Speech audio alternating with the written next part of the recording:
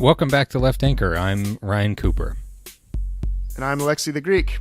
And today we'll be talking some Judith Butler, a lecture she gave, the Adorno Prize lecture, back on September 11th, 2012, and relating that a bit to some protest movements that have arisen lately, the yellow vests, the yellow jackets, as well as some movements that have been around a bit longer, like Black Lives Matter. That's what we're going to kick off doing. Yeah. You for fans of philosophy, of a very arcane language that's difficult to decipher, this is right up your alley. That's right. And we've mentioned Judith Butler a few times already, but in case you missed those episodes, she's a philosopher, teaches at Berkeley. She is a queer theorist, a critical theorist, and has been informed a lot by the Frankfurt School, like Theodor Adorno, who gets mentioned and who the prize lecture was named after, informed by Foucault, Arendt, and others, but has a lot of influence in various political philosophies that understand the ways in which performativity and, as we'll see, the ways in which our bodies and speech are implicated in political concern and political action. So, we'll try to sift through the arcane language and make it accessible and hopefully relevant for you. Yeah. Maybe we should start. Alexi, can you walk us through this to just kind of give us a sort of a gloss of your read of the argument? Because, Sure. I read it and had some thoughts. I don't know if they're the right thoughts or the fairest thoughts, but right. Let's get the professionals' take on it first. Okay, sure. So the lecture is entitled, "Can One Lead a Good Life and a Bad Life?" And this is a question that Adorno posed, who, of course, is the philosopher for which the prize lecture was named. So she's taking his question and meditating on it, right?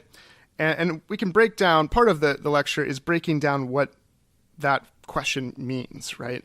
Can one lead a good life and a bad life? And so there's a lot of things we can dig into in here, but overall, it's kind of a moral or ethical question that one might ask, and that very often people do ask themselves, how can I live a good life? How can I be a good person? And that's often framed in the kind of modern liberal sense of the autonomous individual, right? Separated from time, space, each other.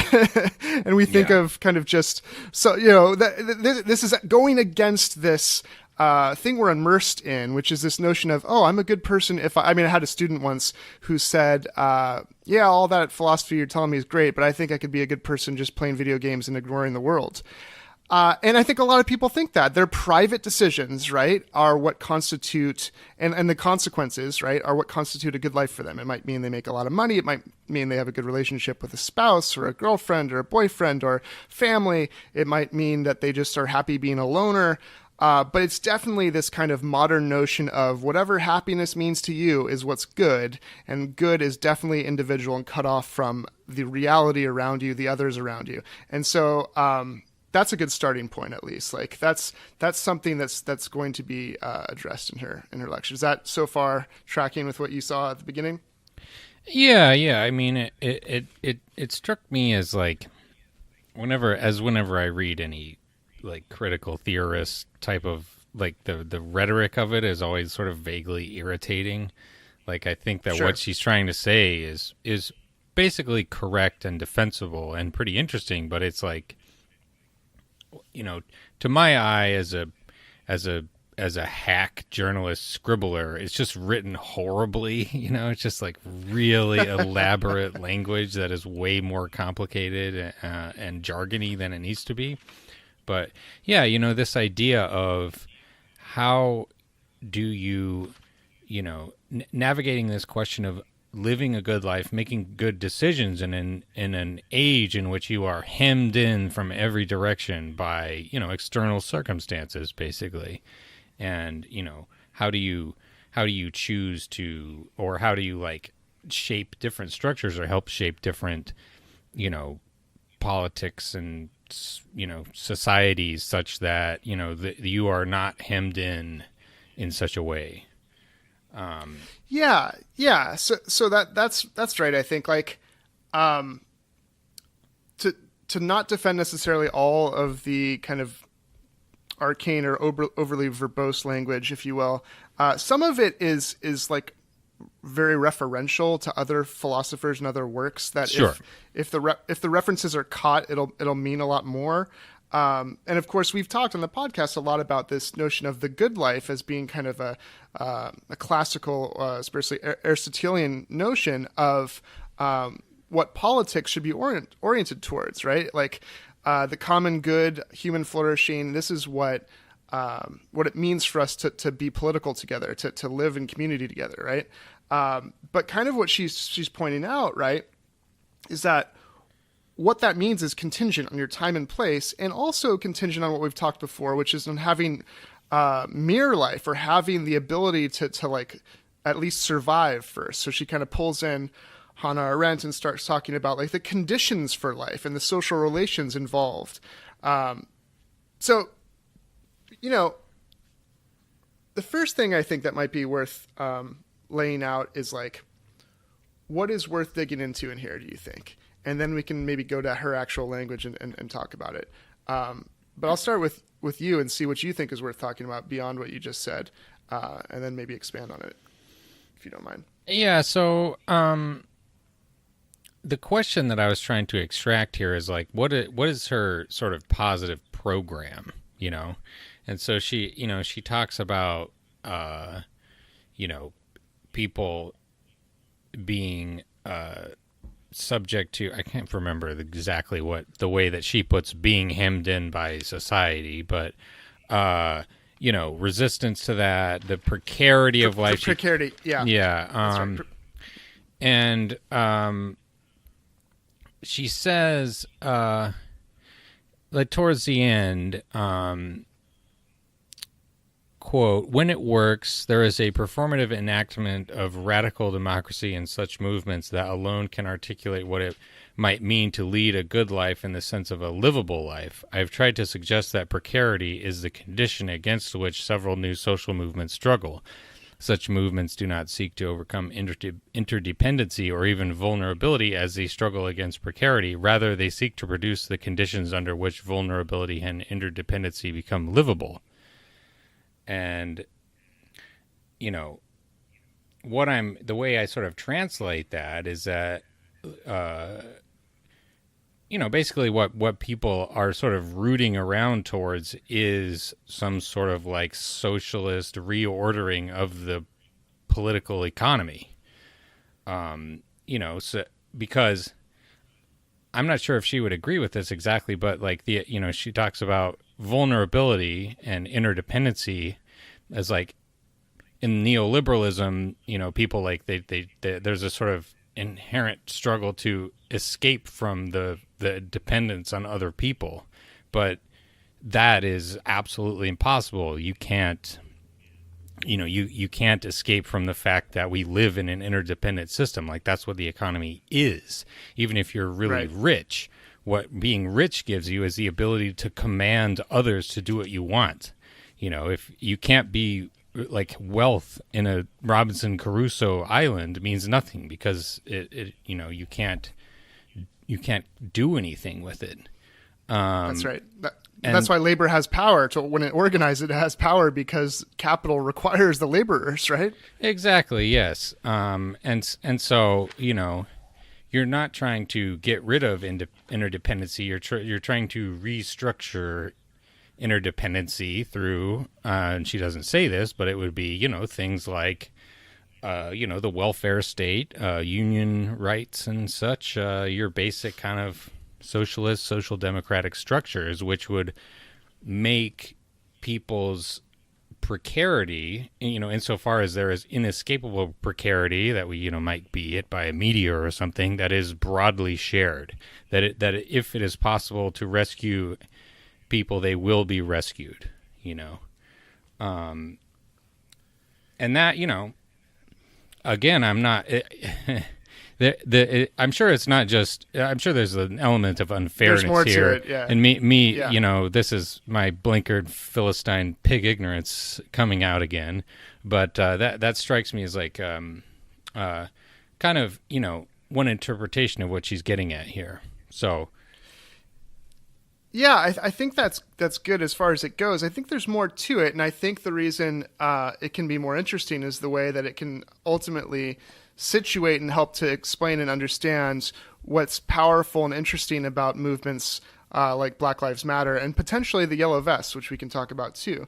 But Sure. here's where the philosophy gets interesting. Okay, so politics kind of implicitly assumes that it's oriented to what is good, right? And everybody thinks they know what is good, and they're seeking some sense of the good, whether it's they think the good should just be everyone's own self-interest or whatever it is, or the evangelical conservatives think it's whatever it is they think it is, right? But like part of what she's saying is that like some people's lives are treated in a way that they can't pursue the good life in politics because their lives aren't even treated as lives, right? And this kind of connects up to the disposable futures stuff that Brad Evans wrote about. But like, Yeah.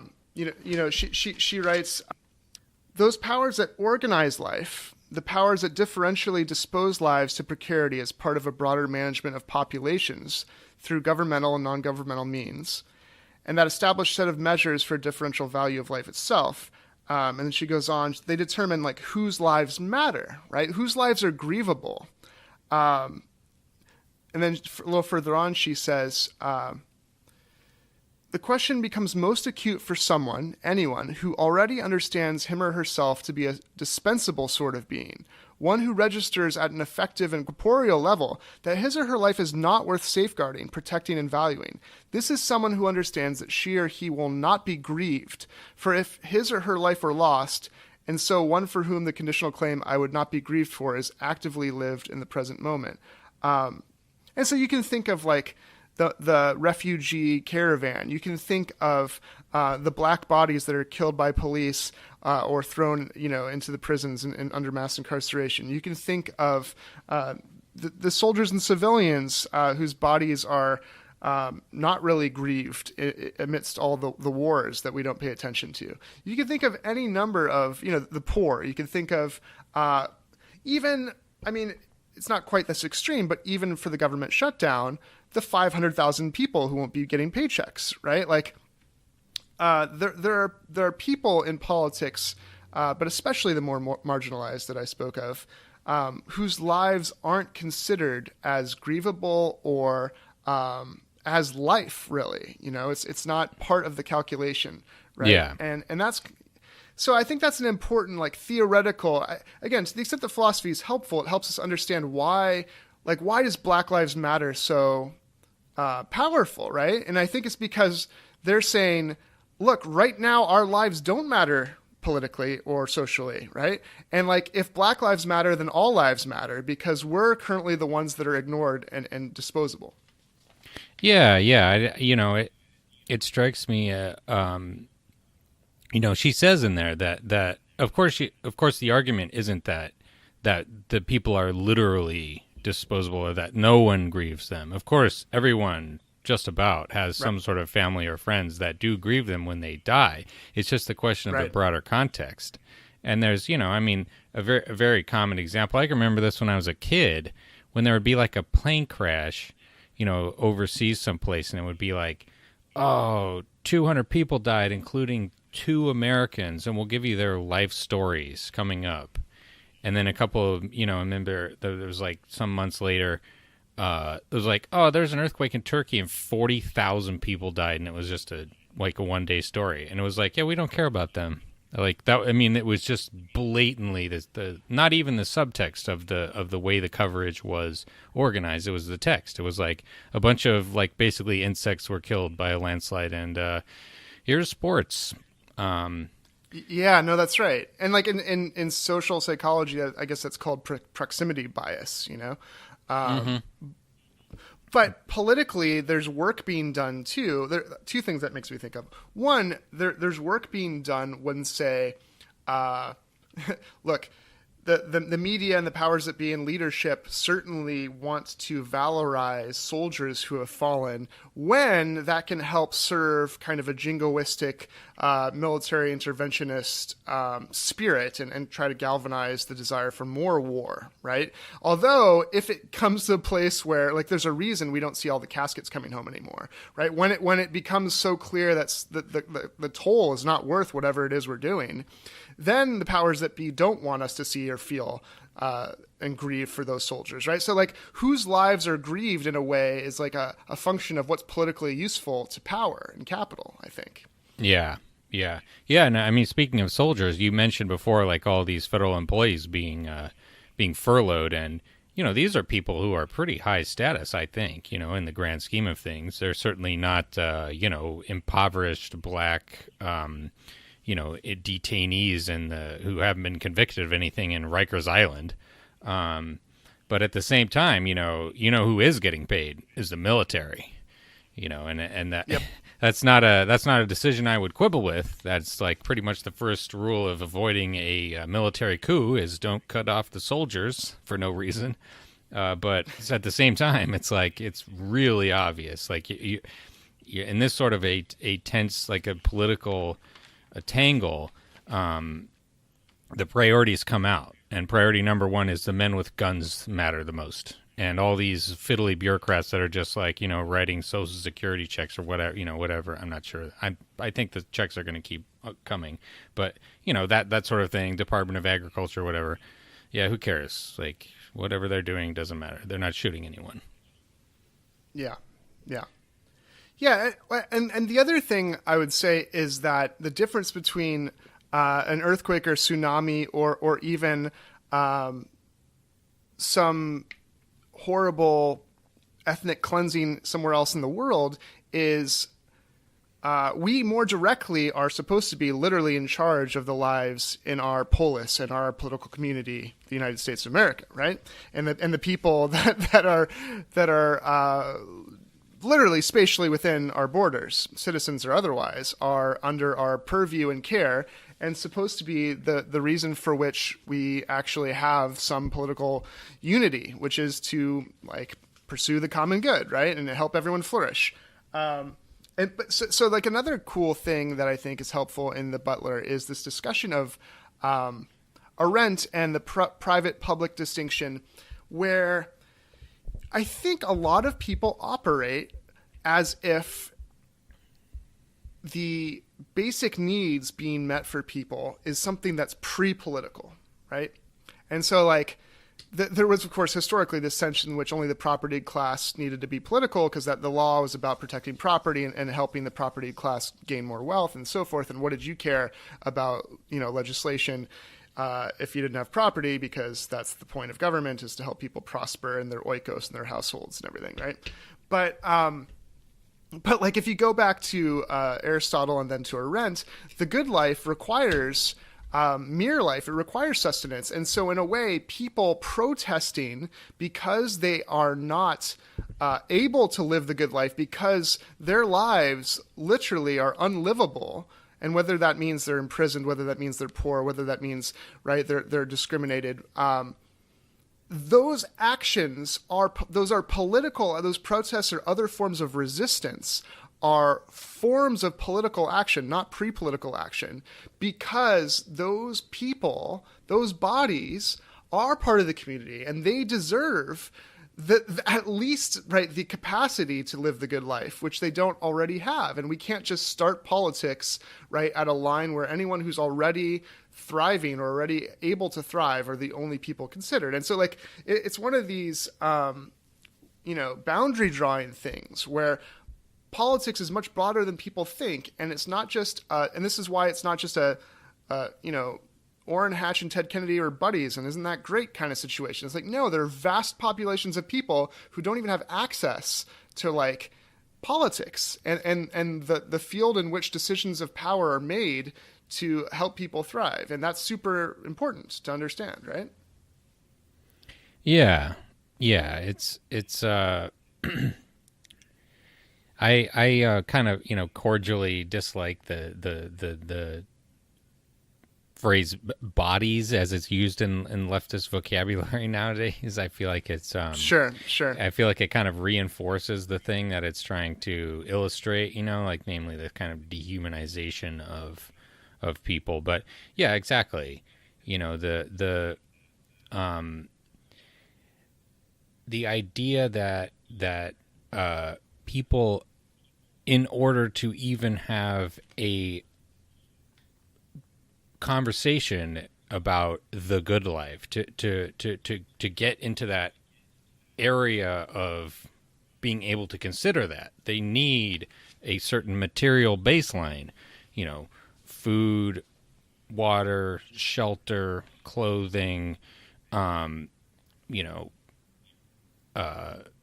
security from, violence of various kinds, whether it's from, agents of the state or criminals or bandits or whatever. And right, or only homelessness. then Yeah. can you be, I guess this is sort of like Maslow's hierarchy of needs type of a argument here. But yes, I think that's absolutely correct, in that people are, like Black Lives Matter, like Occupy Wall Street, and these yellow vest protests that we may discuss later, are attempting to sort of, vault into that sort of like prefigurative state, to where you could actually, maybe you could say that, like, this is the objective of hashtag full communism, is where everyone would have the ability to actually think about this and decide it for themselves, because all of those things are like squared away. You don't have to think about them. You don't have to worry about them ever. It's as much as setting aside random strokes or meteor strikes or whatever, you're set. And then we can start thinking, about what do we want? What does that mean? Right. And let me push back a little bit. I agree with you about bodies in the sense that that the discussion of bodies instead of human beings can be something that kind of reduces somebody to kind of an abstraction. But the point of the actual philosophy is that instead of, the Stalin quote, right? One death is a tragedy, a million is a statistic. Yeah. So much of the violence that's done to actual human beings is so abstract and conceptualized and spoken of in like a theoretical sense that it actually, so what we're talking about here is the marches actually put into view the physical human beings and their bodies that in various protests are actually, like in Tiananmen Square facing the tank, or tying yourself to a tree, or just marching in the street, or, fighting the fascists, or like clashing with the police. Like actual physical bodies coming together are seen. It's a way of being politically recognized because Rosa Parks is refusing to move, so it's a body refusing to move, right? It's a Buddhist monk lighting his body on fire. Like, so in other words, this is a form of political speech through bodily action, inaction, various uses of that which makes you human, to show that you are there, that you are human and should be seen, right, and recognized.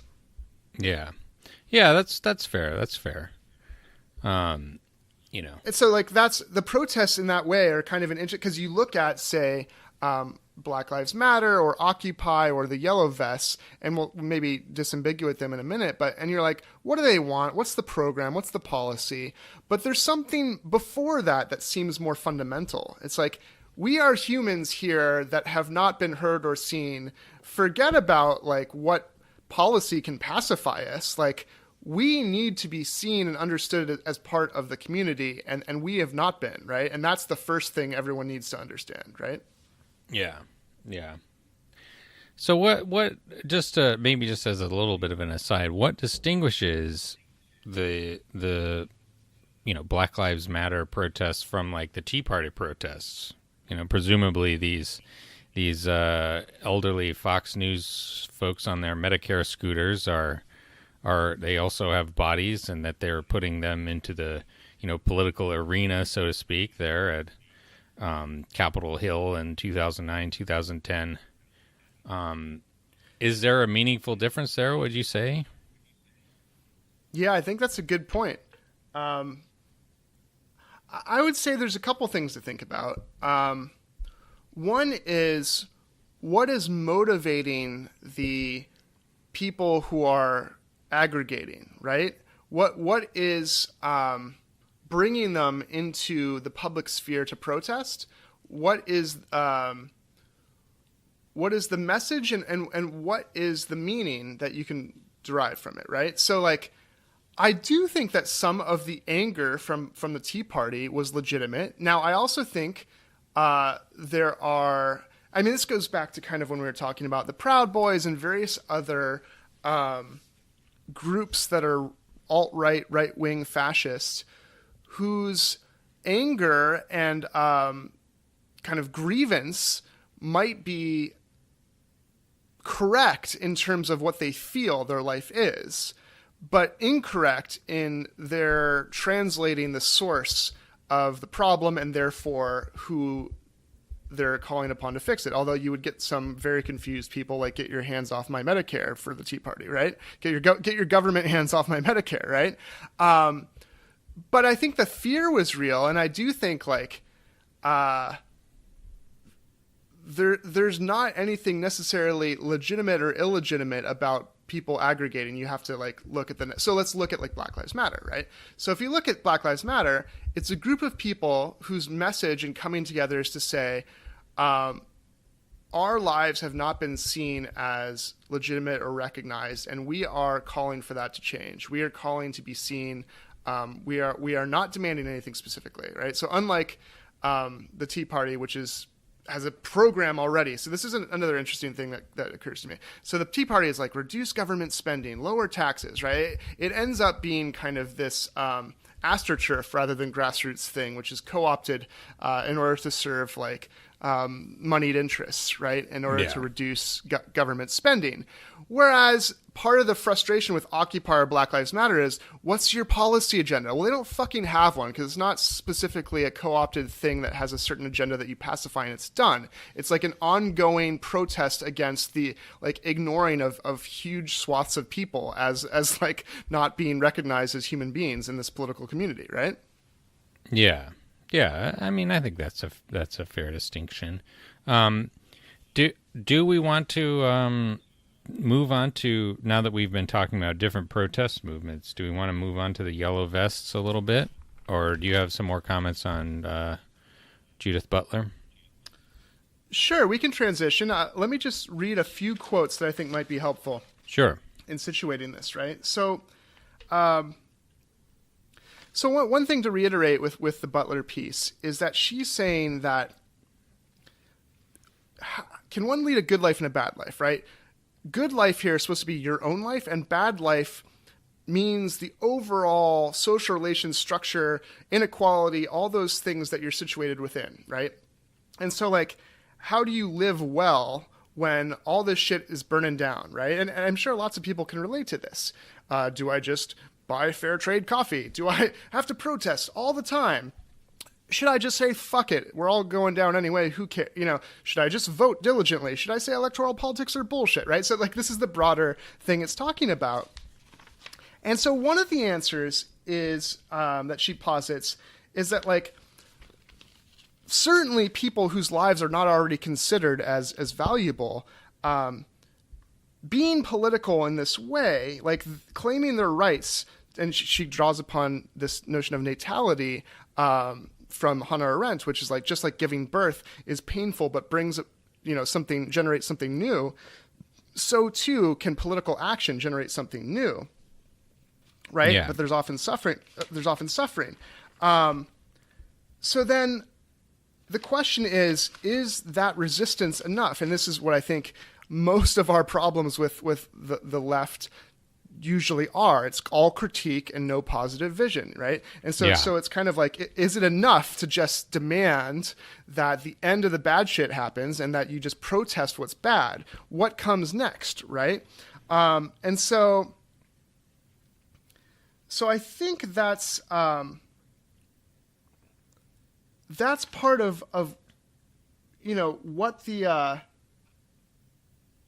what the response tends to be towards these kind of undefined, amorphous things, whether it's Occupy or Black Lives Matter or the Yellow Vests. It's like, well, what do you want? How can we fix it? What's the solution? Where's the positive vision, right? And, I think that's important, right? As she writes, can resistance be reduced to protest? So, I mean, I think the answer to that is no. And she suggests that radical democracy, and as you kind of intimated, would be the ultimate vision. And as our friend Dave Kaib tweeted recently, socialism doesn't mean changing one thing, it means changing everything, right? So that's transformation. But like, part of the problem is you can't get to the positive vision until you kind of shake up the status quo, and that's what I think is happening from the left and the right. So there's this contestation. Now, for the yellow vests, right, since I've been babbling a lot, do you want to tell the listeners kind of what we're referring to? It started in France and had been going on for a bit, but now is apparently in Dublin as well. Yeah, this strikes me as very similar to the Occupy protests, which started in New York City and spread around the world in a matter of months.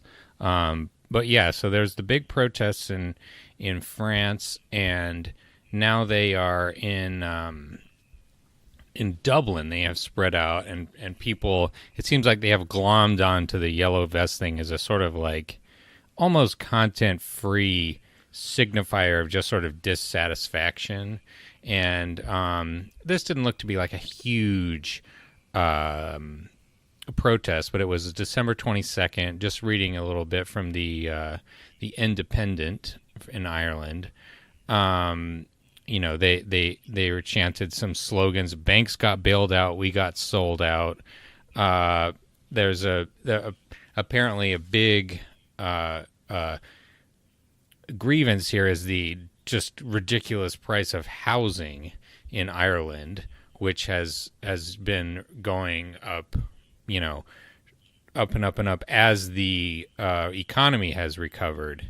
One reason probably is that the Conservative coalition, which has been ruling Ireland for the last several years, has almost totally stopped construction of public housing units.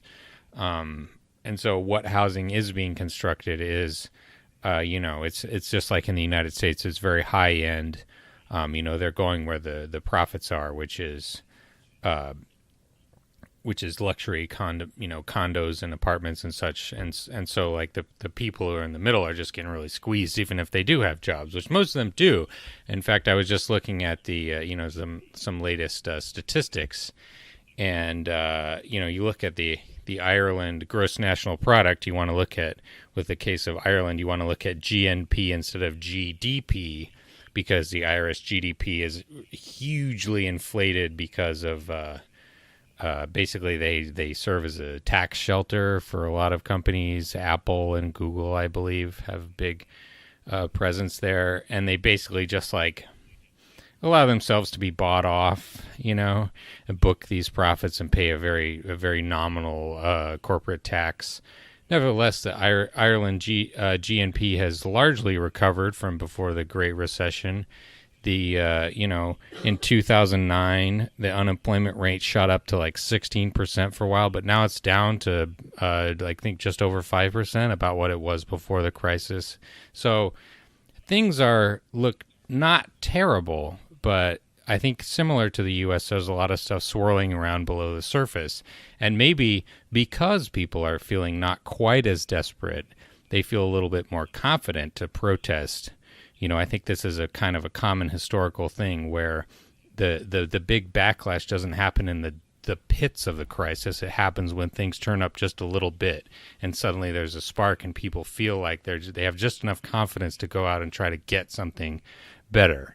And this that makes sense. Makes sense. Just a slight bit more background here is that the Irish banking and Eurozone crisis was not the worst, but it was pretty bad. In 2008, the Irish banking system was hugely over leveraged. This is one of those countries where the banks were sort of like Iceland, but not quite as bad. Like the banks were their assets were like many times greater than the total Irish economy, and in the pinch, the government basically assumed all of the liabilities of the banks, which had invested heavily in subprime mortgage securities, and we're going to go under. And basically, what I forget who said this, maybe it was Adam Tooze, but it was like, for fear of death, the Irish government committed suicide. Because they took on, this is like, you think about the U.S. and its response to the crisis, but U.S. banking system, for all of its problems, is not nearly as big, simply because the U.S. is so rich. Its banking system can't get that large, but the Irish banking system was like this giant tick, on the side of Ireland, and they took on the entire thing, and it was more than they could possibly have processed, and so they got, quote unquote, bailed out by the European authorities, the ECB and the European Commission. But just like in Greece, to a lesser extent, they had to do a shit ton of austerity, and that's how unemployment got so high. And so now they've had this like fairly unequal recovery, in which like unemployment is down, but the jobs aren't great, and it's really hard to like get by, type of situation. And meanwhile, Brexit is looming, and Ireland is going to get kind of screwed, and is trying to figure out how to maintain relations with Britain, and also be part of the EU still, and or the EMU, and so like, lots of precarity again is a good word. Lots of uncertainty, lots of reasons to demand more certainty and more security, right? But maybe we should also back up for those that don't know, even though it's been in the news a lot, what the original protests in France were about and why it's called the Yellow Vest, and why the actual protesters are wearing these yellow jackets or yellow vests, right? So did you know, Ryan, that one of the many regulations put in by France back in the day was that every car had to come with it this yellow vest, this actual like safety vest? I am not surprised. Yes.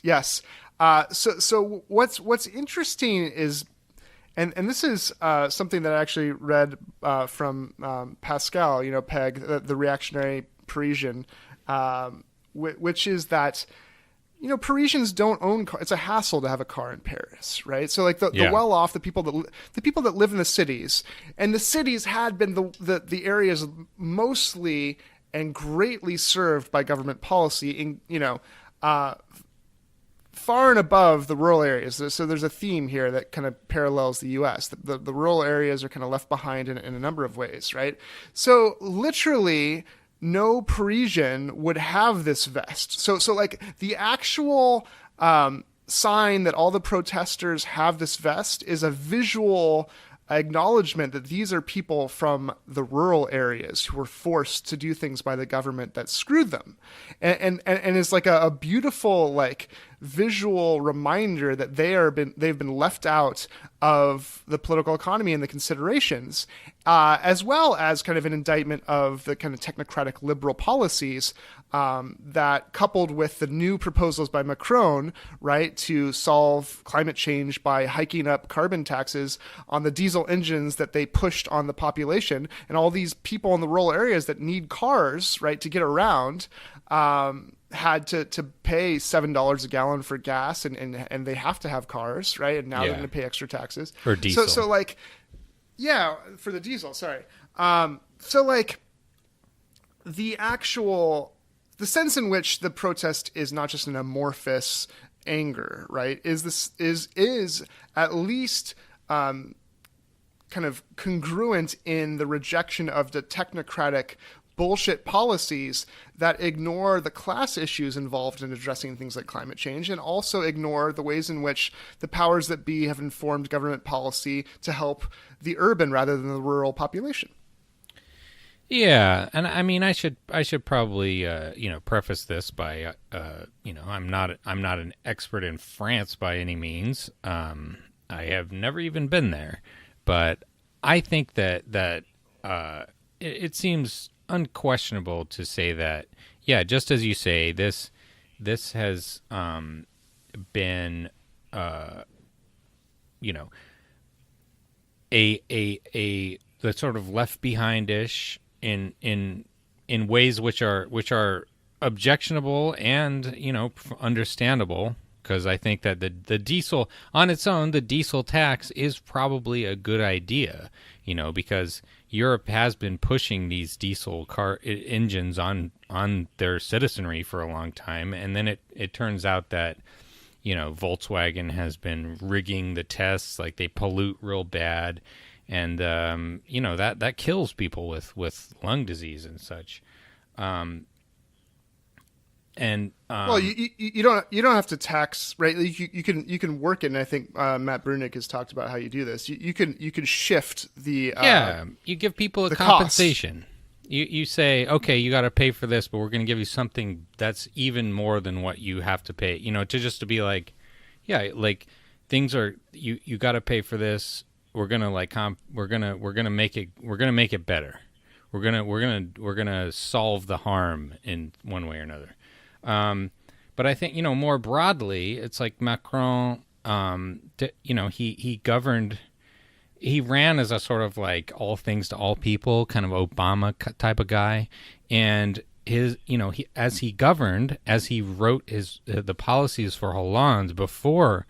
It was this big package of neoliberalism that was supposed to solve the growth. I mean, this is a classic like neoliberal attack on regulations. Regulations like every French vehicle's got to have a vest in the trunk, and people look at that, it's like, oh, this is kind of silly. Like, why do we need this? It's probably holding the economy back, and like maybe in some circumstances that could be true, but not always.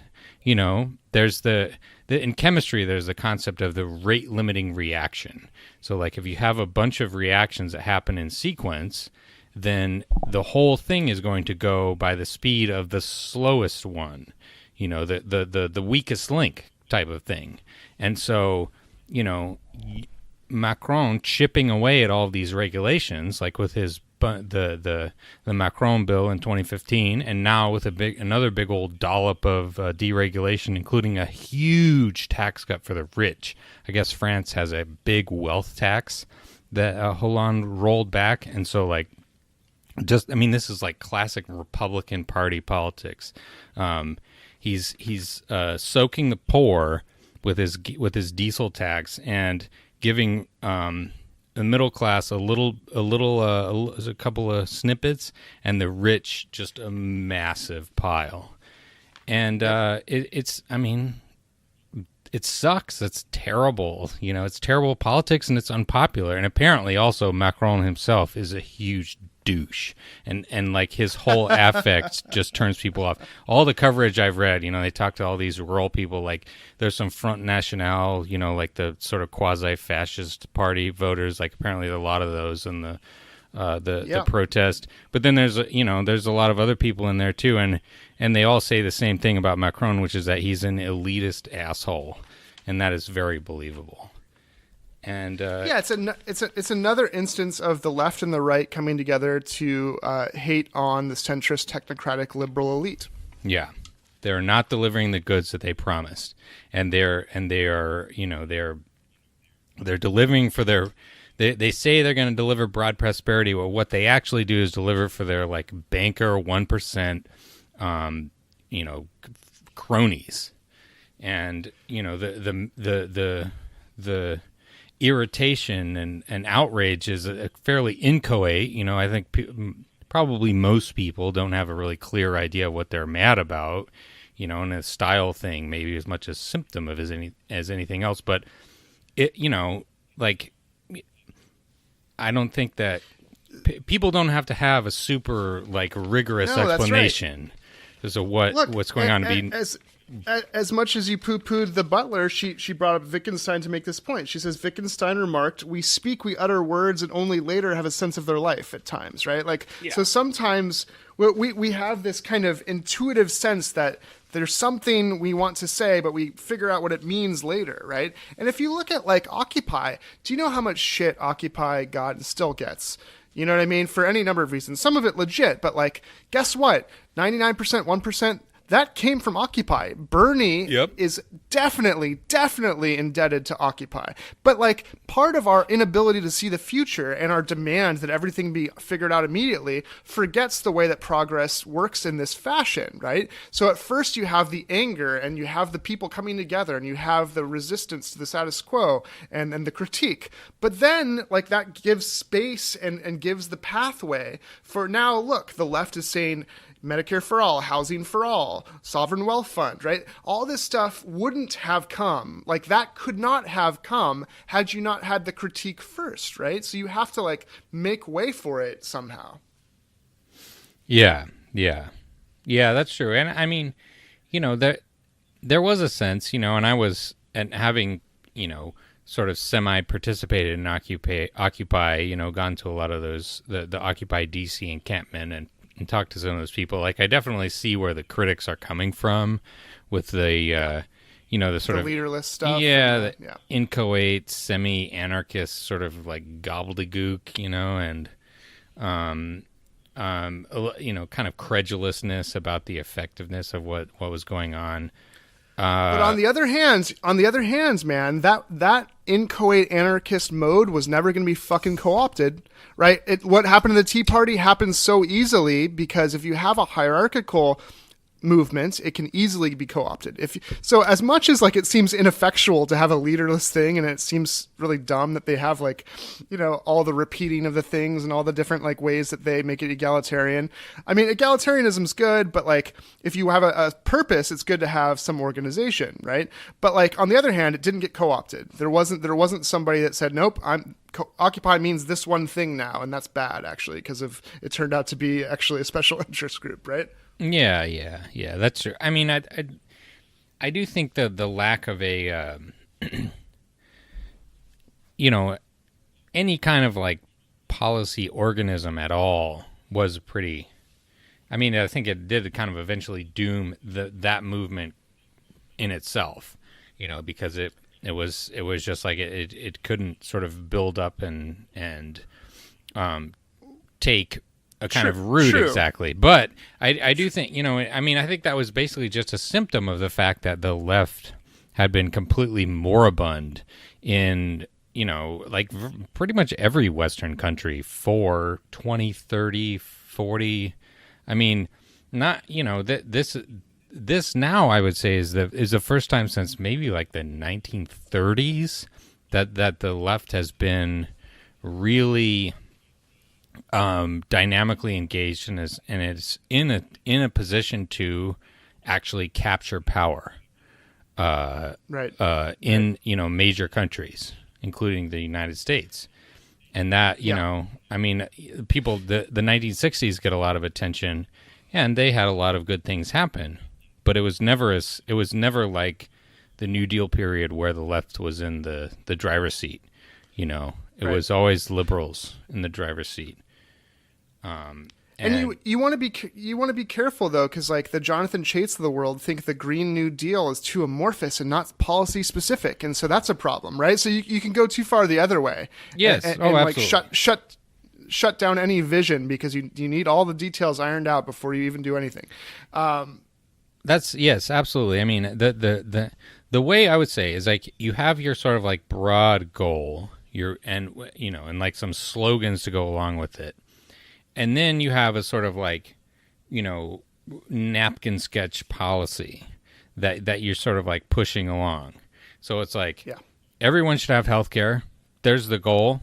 Medicare for all. There's your napkin sketch policy. And, you know, what the details of that are being worked out, I think, at the moment. You know, people are digging away at that thing. But, you know, totally. At that, you know, before you the time to get actually writing the bill is when when you are have one power and you are actually Yes. like That's right. in Congress, like ready and to possibly pass something or start negotiating. And that, the problem with the John And I guess the guess maybe we'll go ahead. Yeah.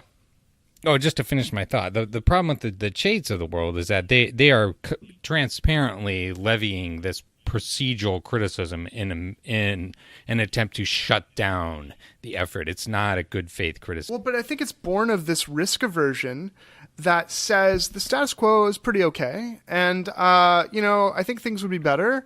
But whoa, don't be radical. Don't just go out there and do something crazy, which to go back to the Butler piece, you know how many people are suffering so much right now because of the status quo, and literally almost any leftist critique that says we're going to take down the status quo and do something right that helps the people, that's going to probably look better, right? No matter how it cashes out specifically, right? The danger, of course, is that the right-wing populism makes that something that is exclusive to white people, to kind of those hierarchies that feel left behind because of neoliberalism, like white males, right? White Christian nationalism, whatever it is. They have the same grievances, but their solution is to just reduce what the other is, rather than recognize that the other has been harmed. Let's just cut off the other so that I can be flourishing instead, right? And so that seems like not that difficult a way to bifurcate good radical visions. And then after that, we'll work the deals, the specifics out later. But first, let's put people into power that have a total rejection of the status quo. And that's why we don't like these little centrist bullshit candidates who essentially are just a new face for the same old neoliberal policies. Yeah. Yeah, and I mean, it's this conversation is already going on. I think in most Western countries, it's the basically status quo versus anti-status quo, and you have your candidates on the left and on the right, and who wins is certainly a hard thing to predict, but I think the difficulty and the problem that I see in a lot of countries is the center is patently just sort of melting away. The support for it is not there. It just isn't delivering the goods. Macron's approval rating is 20-something%, maybe less than 20%. Hollande, before him, who was the, Socialist Party, quote unquote, he left office with an approval rating of 4%. People think that by just going ahead with what seems to be the cautious approach is actually the prudent way. This is the less risky way to proceed. Is that you don't want somebody who's this this Jeremy Corbyn, this untested backbencher radical guy who's maybe kind of weird, or who is the guy in France, Mélenchon, who was he's doing hologram campaigns, all these fringy type of politicians are they're always a little bit odd, basically by definition. Bernie is a little bit odd. But if you if you are in a situation in which the center is collapsing, going for the centrist candidate can be really risky.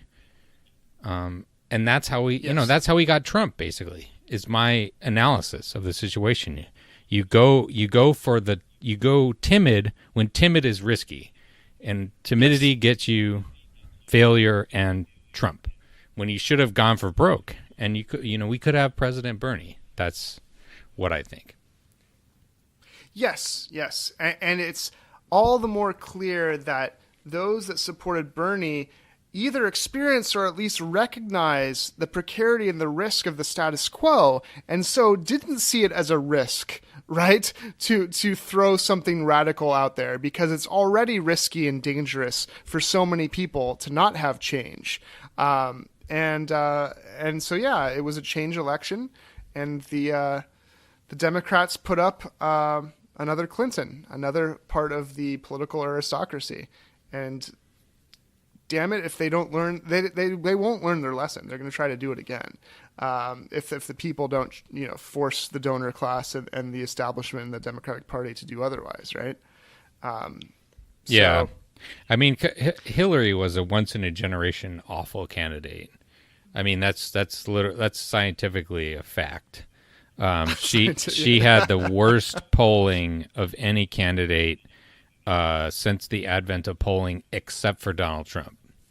And I think that this was the problem with how the center got so bought into her, like by 2012 basically, and they decided that she was going to be the next candidate, not realizing that she hadn't campaigned since 2008, and she was even worse and more compromised and more unsuitable than she was back then. But let me ask you this, though.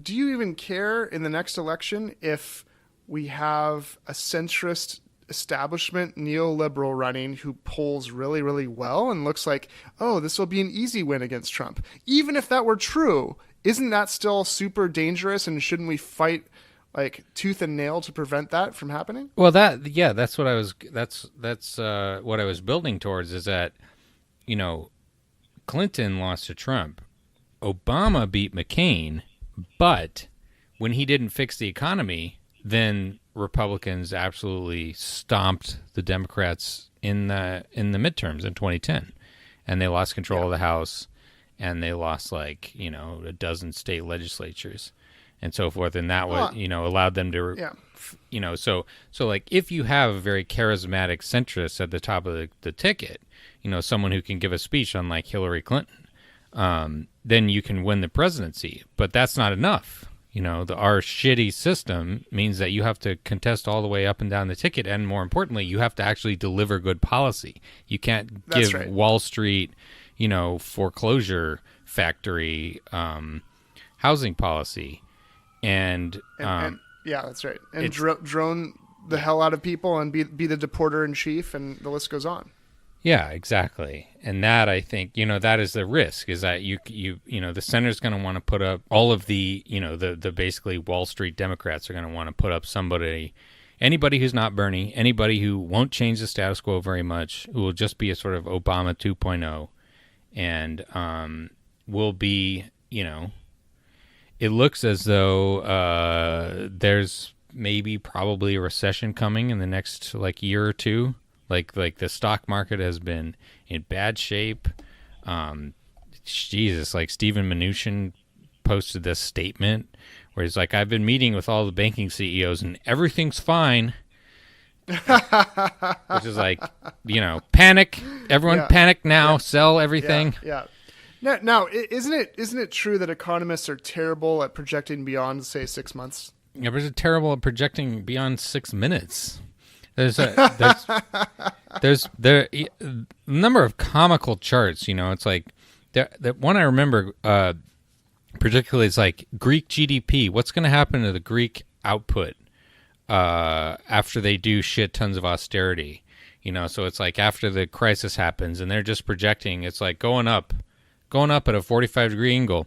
Recovery is going to happen, and as it progresses and the economy collapses and it goes to a worse than the Great Depression situation, they're just they keep doing these lines going up over and over again as the actual reality is sort of at the bottom basement level, so they can't predict what's going to happen beyond, this is the case against these lukewarmist people who are like, oh yeah, in 100 years we're going to be so rich we can just buy our way out of any climate change problems. So yeah, that's a great thing to hang your hat on. The economic projections from 80 years from now.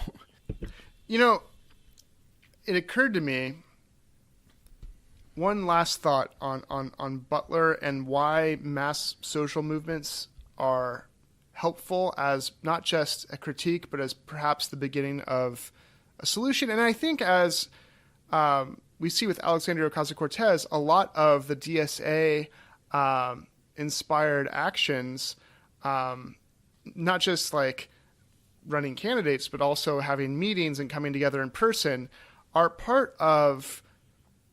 So the answer is this. The answer to how you get the positive vision is this. So Butler writes, if resistance is to enact the principles of democracy for which it struggles, then resistance has to be plural and it has to be embodied. It will also entail the gathering of the ungrievable in public space, marking their existence and their demand for livable lives, right? And she goes on, but she says, so within the framework of radical democracy, if I'm to lead a good life, it will be a life lived with others, a life that is no life without those others.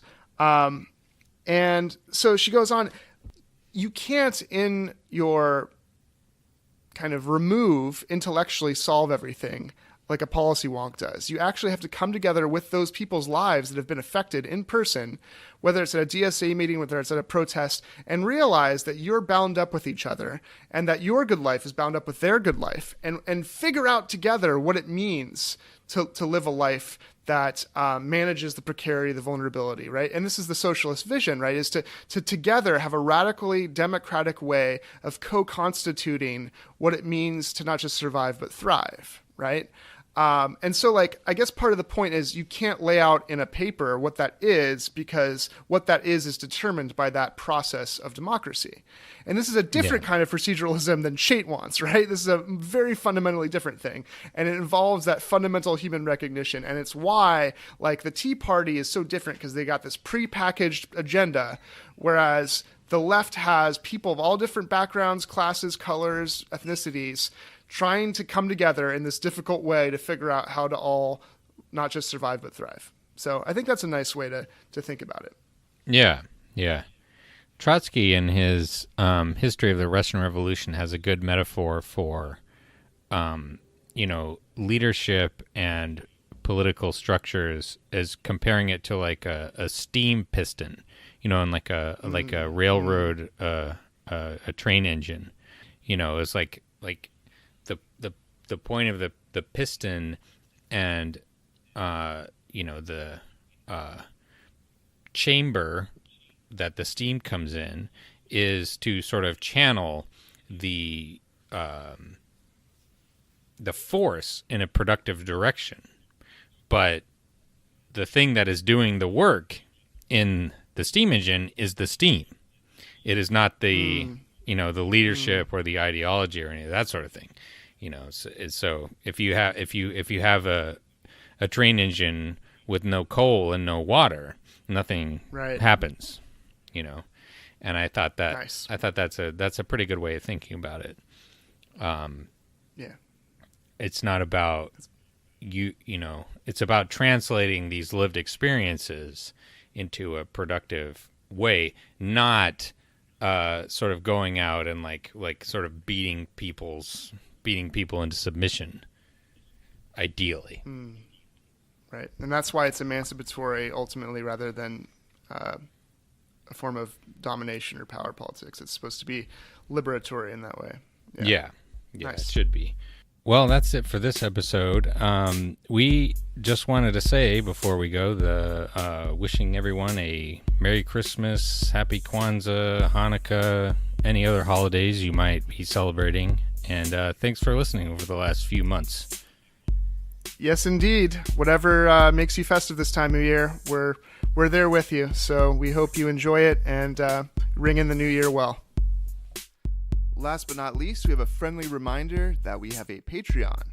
You can support the show with $5 a month and get an extra episode every week. We really appreciate the support, and it helps us keep this going.